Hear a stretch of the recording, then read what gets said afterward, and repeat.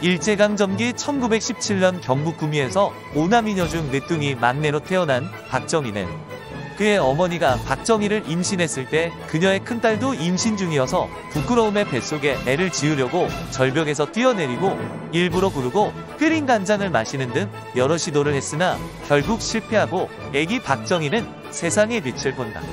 까무잡잡한 그의 피부는 모친이 임신 중에 간장을 마셔서 그렇다는 썰이 있다. 어디까지 했지? 원래 그의 할아버지는 재력가로 집안 형편이 어렵지 않았으나 박정희의 아버지가 묵과 과거 시험을 핑계로 재산을 탕진하자 할아버지는 큰아들이 아닌 막내 아들에게 재산을 넘기며 그의 집안 형편은 공공해졌다. 어려운 형편에도 9살에 구미공립보통학교에 입학한 박정희는 왜소한 체격에도 3학년부터 6학년까지 반장을 도맡아 했으며 그에게 안 맞은 학생이 없을 정도로 대장 노릇을 하며 대추방망이란 별명으로 불렸다. 보통학교 졸업 후 1932년 10대 1의 경쟁률을 뚫고 51등으로 대구사범학교에 합격한 그는 성적이 점점 떨어져 졸업할 즈음은 거의 꼴찌가 되었으나 교련, 검도, 체육 등은 좋은 성적을 보여 군인 체질임을 입증했다. 사범학교 시절에 그의 아버지와 형의 간청으로 억지로 결혼해 딸을 하나 낳았으나 부부 사이는 굉장히 안 좋았다. 사범학교 졸업 후 산골짜기 문경보통학교 교사로 부임한 그는 학교를 방문한 일본인 장학사와의 전체 술자리에서 두발 지적을 받자 술상을 뒤집어 엎고 교장을 후드려 까고 학교를 그만둔다. 이렇게 헤어스타일의 소중함을 아시는 분이 장발단속은 왜 하셨대? 웃겨? 웃겨? 아니요. 그 길로 만주로 떠난 그는 만주 육군군관학교에 입학하려 했으나 결혼을 했다는 이유, 나이 제한 등으로 입학을 거절당하자 1400 박정희라는 혈서를 써서 제출하고 이 내용이 만주신문에 실리며 우여곡절 끝에 입학에 성공한다. 군인 체질답게 480명 중 15등으로 입학한 그는 수석 졸업 후 1942년 성적 우수자로 도쿄 일본 육군사관학교에 편입하여 졸업 후 관동군 635부대에 배치된다. 만주군에서 중위로 해방을 맞은 그는 중국군에게 무장해제 당한 후 1946년 5월 미해군 수송함을 타고 부산에 도착한다.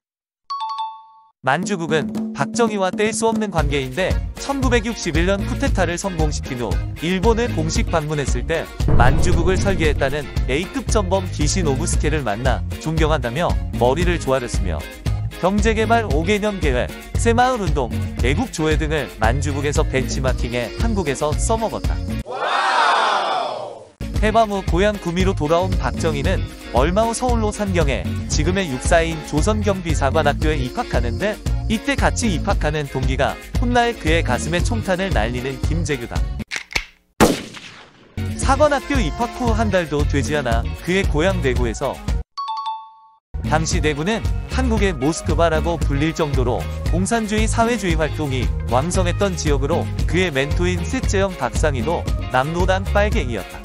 대구 11사건으로 셋째형 박상희가 죽자 형의 친구 역시 빨갱이인 이재목이 그의 가족을 돌봐주고 있다가 육사를 졸업하고 소위로 임관한 박정희를 포섭해 남로당에 가입시켰으며 박정희는 국군 내 남로당 프락치들의 군사총책으로 활동한다.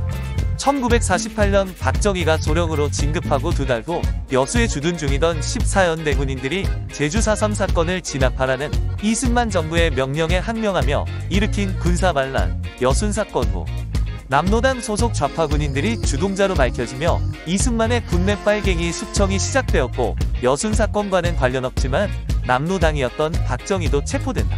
박정희는 악질 친일파로 빨갱이 수사의 1인자인 김창룡에게 수사를 받고 군내 좌익 세력을 한 명도 빠짐없이 다 불어버렸고 그의 입에서 나온 이름들은 모두 총살을 당했으며 오로지 박정희만 살아남았다. 이때 그의 어머니가 충경으로 사망하고 총각이라고 구라치고 동거하던 이연란도 실망해서 떠나고 군대에서도 쫓겨났으니 아마 그의 인생 최대의 암흑기였을 듯하다. 만주국 인맥으로 겨우 처벌을 면하고 강제 전역을 당한 후 백선엽의 추천으로 육군 전투정보과에서 월급도 없는 군무원으로 일하던 그는 이때 그의 쿠데타 주축 세력이 되는 육사8기들과 인연을 맺는다. 정보과에 있던 박정희는 여러 차례 북한의 남침 징후를 보고서로 올렸으나 무시당하고 고향 구미로 내려갔으나 실제로 한국 전쟁이 발발하자 그의 능력을 높이 본 장도영 등이 그의 복직을 권유해 한국 전쟁 20일 후 소령으로 복직한다. 전쟁 중인 1950년 8월 유경수 여사를 소개받고 11월 아내 김호남과 이혼 후 12월 대구의 성당에서 유경수 여사와 결혼식을 올린다. 한국 전쟁이 끝난 후 1953년 11월 원스타로 진급하고 미국 유학을 다녀온 후 요직을 거쳐 6년 뒤에 투스타로 진급한다. 그는 군에 있을 때 항상 쿠데타를 꿈꿨으며 김종필 등 648기 에이스들을 만났을 때 일본의 226 쿠데타 책을 나눠주며 뜻을 같이 하길 바랬고 이용문의 쿠데타에도 참여했으나 계획은 미수로 그친다. 결국 그는 3번의 시도 끝에 쿠데타에 성공하는데 이승만의 3.15 부정선거를 구실로 1960년 5월 8일 첫 번째 시도를 하려 했으나 실패하고 다음 해인 1961년 4.19 1주년 기념식에 맞춰서 학생들의 대규모 집회를 예상하고 혼란 상황에 쿠데타를 계획했으나 조용한 분위기에 다시 실패하고 마지막 1961년 5월 16일 마침내 쿠데타에 성공한다. 다음 시간에 이어갈게요.